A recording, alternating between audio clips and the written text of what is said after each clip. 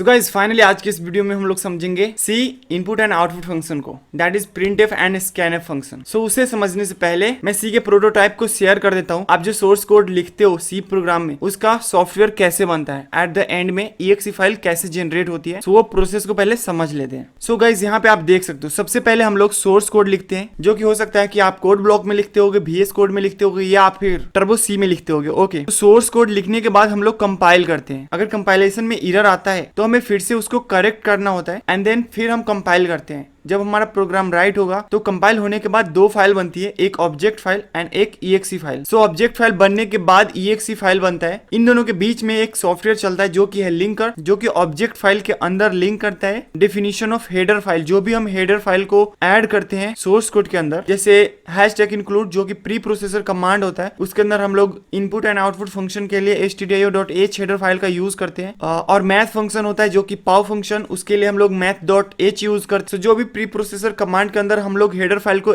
Add करते हैं programme के अंदर, सोर्स कोड के अंदर। सो लिंकर यहाँ पे उस फाइल का डिफिनीशन हमारे सोर्स कोड के साथ लिंक करता है, यानी कि सोर्स कोड में ऐड कर देता है and then EXE file generate होती है। बिकॉज हम प्रोग्राम में प्रिंट फंक्शन, स्कैनफ फंक्शन का यूज कर रहे हैं, बट यार कंपाइलर को पता नहीं होता कि प्रिंट फंक्शन है क्या। वो बोलता है प्री प्रोसेसर कमांड को भैया इसका मतलब क्या है, और प्री प्रोसेसर कमांड लिंकर की हेल्प से वो हेडर फाइल को सोर्स कोड के अंदर ऐड कर देता है एंड देन हमारा सॉफ्टवेयर रेडी हो जाता है, जो कि होता है EXE file. Okay, so let's understand with some practical. So मैंने कोड ब्लॉक ओपन कर लिया, यहाँ पे नया फाइल बनाते हैं एंड इसको सेव करते हैं विद एक्सटेंशन .c। सो मैं सेव करता हूँ। सो इसको सेव कर लेते हैं add.c करके एंड उस फाइल को ओपन कर लेता हूँ ताकि आपको शो कर सकूं कि हाँ भैया रियल टाइम में कैसे object file and EXE file create हो रही है। तो जैसे कि आप यहाँ पे देख सकते हो, मैंने यहाँ पे add.c एक फाइल बनाया है जो कि टेक्स्ट फाइल है, वो यहाँ पे आपको फाइल में दिख रहा है। ओके, सो मैं यहाँ पे सबसे पहले प्रोग्राम को ऐड कर लेता हूँ। सो मैं यहाँ पे सोर्स कोड को लिख लेता हूँ। सो गाइज मैंने यहाँ पे stdio.h हेडर फाइल को ऐड किया है with the help of preprocessor command that is hashtag include and इसके अंदर मैंने stdio.h हेडर फाइल को क्यों किया इंक्लूड, क्योंकि हम यहाँ पे printf function and scanf function यहाँ पे यूज कर रहे हैं। सो इन दोनों का डेफिनेशन stdio.h हेडर फाइल के अंदर है। ओके, सो जैसे ही मैं इसको कंपाइल करूंगा तो आप यहाँ पे फाइल में देखोगे तो यहाँ पे दो फाइल जनरेट होगी, एक ऑब्जेक्ट फाइल एंड एक EXE फाइल। तो मैं इसको कंपाइल करता हूँ तो आप यहाँ पे देख सकते हो दो फाइल क्रिएट हो गया, एक ऑब्जेक्ट फाइल एंड एक EXE फाइल। सो अब मैं इसको रन करूंगा। सो रन करने के लिए सिंपल सा रन पे क्लिक करना है एंड हमें यहाँ पे दो नंबर को ऐड करने का एक प्रोग्राम लिखा है। सो मैं 5 एंड 6 एंटर करता हूँ एंड आप यहाँ पे आउटपुट देख सकते हो। ओके, सो गाइज अगर हमारे पास कोई कस्टमर आता है कोई सॉफ्टवेयर बनवाने के लिए, तो एज अ प्रोग्रामर हमें क्या क्या करना होता है। तो सबसे पहले हमें कोई सा भी इन्वायरमेंट को चूज करना होता है, जैसे कोड ब्लॉक, VS कोड, आप कोई भी चूज कर सकते हो। उसके अंदर हम लोग सोर्स कोड लिखते हैं। सोर्स कोड को कंपाइल करने के लिए कंपाइलर जो कि GCC कंपाइलर है, एक सॉफ्टवेयर होता है, उसके अंदर हम ये प्रोग्राम को कंपाइल करेंगे, वो ऑब्जेक्ट फाइल बनेगा एंड देन वो EXE फाइल बनेगा। तो ये सारा सॉफ्टवेयर हमारे पास रहेगा एंड एक कस्टमर को हमें सिर्फ EXE फाइल देना होता है, जो कि होता है सॉफ्टवेयर। ओके, तो जैसे ही मैं EXE फाइल पे डबल क्लिक करूंगा तो ये सॉफ्टवेयर रन होने वाला है। सो कुछ इस तरीके से रन होने वाला है। तो मैं इस पे डबल क्लिक करता हूँ, सेम उसी तरीके से रन हो रहा है। मैं इसमें 6 एंड 7 को एंटर कर रहा हूँ एंड ये जो सॉफ्टवेयर है उसका आउटपुट थोड़ा टाइम के लिए भी नहीं रुका। वो क्यों नहीं रुका, क्योंकि मैंने इसके अंदर गेट ch फंक्शन का यूज नहीं करा है। सो अब मैं इसको सेव करके कंपाइल करता हूँ और अब मैं इसको रन करूंगा तो दिखने वाला है जो भी आउटपुट विंडो होगा वो। सो मैं 5 एंड 8 डालता हूँ। सो अभी आप देख सकते हो 5 + 8 इसने 13 ऐड कर दिया। ये सॉफ्टवेयर मैंने बनाया दो नंबर को ऐड करने का, जो कि हमारा काम कर रहा है अच्छे से। अभी एंटर करने के बाद ये सॉफ्टवेयर टर्मिनेट हो जाएगा। ओके, सो जैसा कि मैं यहाँ पे डिस्प्ले पे इसको पेस्ट करता हूँ एंड आप देख सकते हो जैसे कि VS कोड यहाँ पे सॉफ्टवेयर है, ब्रेव ब्राउजर यहाँ पे सॉफ्टवेयर है, उसी तरीके से ये सॉफ्टवेयर भी क्रिएट हो गया है और ये सॉफ्टवेयर की तरह ही काम करेगा। जैसे मैं इस पे डबल क्लिक करूंगा ये ओपन होगा एंड इसके अंदर हम दो नंबर को ऐड कर पाएंगे, कोई सा भी दो नंबर। ओके, सो ये दो नंबर को ऐड करने का सॉफ्टवेयर बन गया। ओके, सो यही हम यूजर को देने वाले हैं। बाकी का जो सॉफ्टवेयर होता है VS कोड या फिर कंपाइलर या फिर आपका सोर्स कोड या फिर ऑब्जेक्ट कोड, ऑब्जेक्ट फाइल आपके पास जो बन रहा है वो सब आपके पास ही रहने वाला है। सिर्फ आउटपुट में आप यूजर को सॉफ्टवेयर दे रहे होगे। सो गाइज यहाँ पे हमने क्या किया, सबसे पहले टेक्स्ट एडिटर लिया जिसके अंदर हमने सोर्स कोड को राइट करा। उसके बाद प्री प्रोसेसर कमांड चलता है जो कि हैशटैग से स्टार्ट होता है और जब हम प्रोग्राम को लिख लेते हैं फिर हम लोग कंपाइल करते हैं। कंपाइल करने के बाद ऑब्जेक्ट फाइल बनता है। सो लिंकर का काम होता है क्या, जो भी हमने हेडर फाइल को ऐड करा है उसका डेफिनेशन हमारे सोर्स कोड के साथ जोड़कर एंड उसको कंपाइल करके EXE फाइल बनाना। ओके, एंड देन जब EXE फाइल बन जाता है तो उसको CPU आसानी से रन कर सकता है, एग्जीक्यूट कर सकता है, बिकॉज उस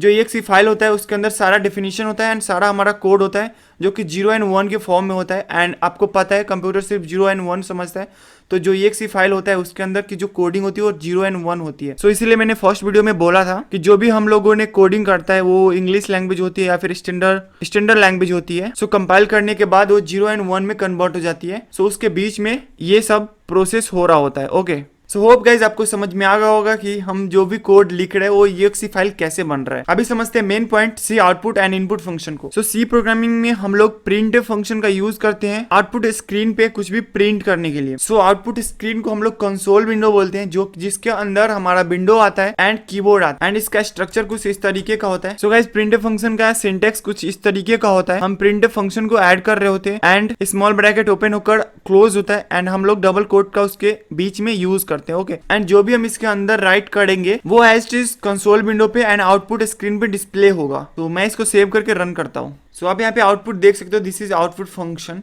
इसके अंदर मैंने राइट करा है एंड यहाँ पे ये शो हो रहा है। ओके, और ये प्रिंटफ फंक्शन जो है कंपाइलर को कैसे पता कि ये प्रिंटफ फंक्शन के अंदर जो भी हमने राइट कर रहा है उसको एज इट इज प्रिंट करना है। सो इसका डेफिनेशन stdio.h हेडर फाइल के अंदर ऐड करा गया है।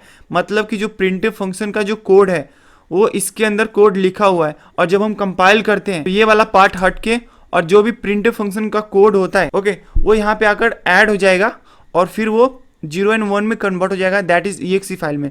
और वो exe फाइल हमें यहाँ पे मिलता है जो कि रन होता है प्रोसेसर के हेल्प लेकर। एंड गाइस कुछ इंपॉर्टेंट नोट, जो भी सी प्रोग्राम होता है वो ऑलवेज मेन फंक्शन से स्टार्ट होता है एंड सिर्फ मेन फंक्शन को एग्जीक्यूट करता है। अगर हम उसमें यूजर डिफाइंड फंक्शन बहुत सारा अलग अलग बनाते हैं, सिर्फ मेन फंक्शन को एग्जीक्यूट करेगा, बाकी फंक्शन को एग्जीक्यूट नहीं करेगा जब तक कि हम वो फंक्शन को उसके अंदर कॉल ना करें। सो ये आपको आगे समझ में आएगा फंक्शन वाले टॉपिक में। और मेन फंक्शन को ड्राइवर फंक्शन भी बोला जाता है। अगर कोई बंदा आपको बोलता है कि ड्राइवर फंक्शन क्या होता है, सो वो मेन फंक्शन के बारे में ही बात कर रहा होगा। और नेक्स्ट है input function. Okay, so basically input function के लिए हम लोग scanf फंक्शन का यूज करते हैं। अगर हमें स्ट्रिंग को एज ए इनपुट लेना है तो उसके लिए हम लोग गेट्स का यूज करते हैं, जो कि एडवांस टॉपिक है सी का, तो हम बाद में देखेंगे उसको। अभी समझ लेते हैं scanf फंक्शन को एंड इसका स्ट्रक्चर देखते हैं। इसका स्ट्रक्चर कुछ इस तरीके से है। जैसे मैं इस फाइल में एक वेरिएबल बनाता हूँ, यूजर को डिस्प्ले करते हैं एंटर अ नंबर एंड उस नंबर को हम सेव करेंगे scanf की हेल्प से। मैं यहाँ पे %d एक्सेस मॉडिफायर यूज कर रहा हूँ बिकॉज जो नम वेरिएबल हो इंटीजर टाइप का है, कॉमा एड्रेस ऑफ नम। सो इसको हम एंड नम नहीं बोलते, इसको हम एड्रेस ऑफ नम बोलते हैं बिकॉज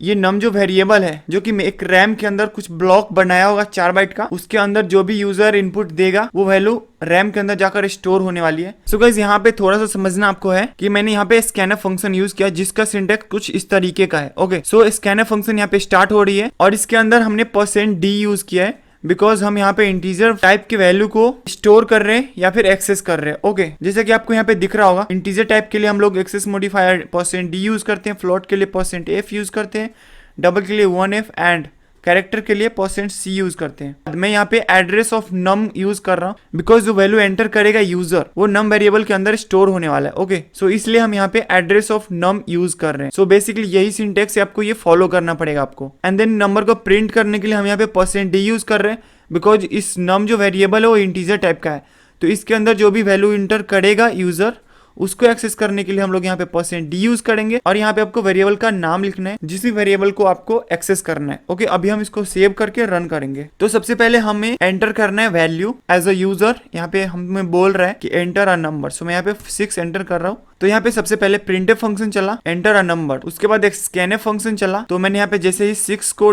एंटर किया, scanf फंक्शन की हेल्प से नम के अंदर वो 6 चला गया एंड देन ये प्रिंटफ फंक्शन चला। ओके, जिसकी हेल्प से नम के अंदर जो भी वैल्यू स्टोर हुआ वो यहाँ पे एज अ आउटपुट शो होने लग गया। आई होप आपको ये वीडियो पसंद आया होगा। अगर वीडियो पसंद आए तो प्लीज लाइक करो। मिलते हैं नेक्स्ट वीडियो में, तब तक के लिए take care and bye bye.